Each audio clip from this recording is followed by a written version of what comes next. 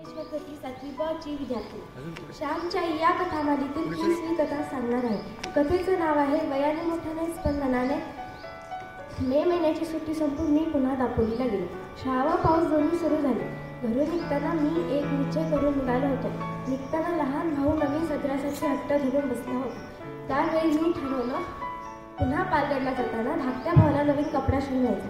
पण पैसे कुठून आणणार? पण माझ्या लक्षात आलं वडील वरचे वेळ दापोलीला येतात. त्यावेळी मला अनादोन आणि खाऊसाठी देतात. हे पैसे साठवायचे.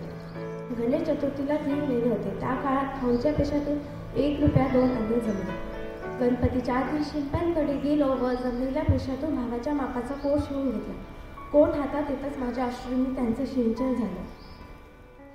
गणपतीच्या आदल्या दिवशी मी घरी जाण्यास निघालो. पाऊस मी म्हणत होता. साऱ्यांनी सांगितलं पावसाचं जाऊ नकोस, पण मला भावाला कोट देण्याची घाई झाली होती. मी ऐकलं नाही निघालो.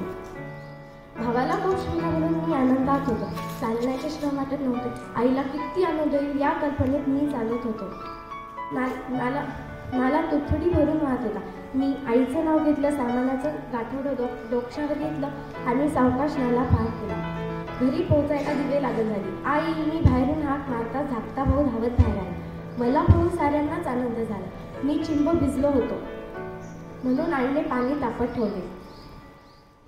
मी अंघोळीला गेल्यावर धाकट्या भावानं सामानाचं गाठोडं सोडलं. त्यात नवा कोट पाहून तो नाचायलाच लागला. मी अंघोळीवर आल्यावर तिनं कोट कोणाचा म्हणून विचारलं. मी म्हणलो आई मी पुरुषोत्तमसाठी नवीन शिवून आणला आहे. भाऊने दिलेल्या पेशातून साठवून शिवला आहे. माझं बोलणं ऐकून आई घरी लागली. बाबांनी येऊन पाठ थोपटली.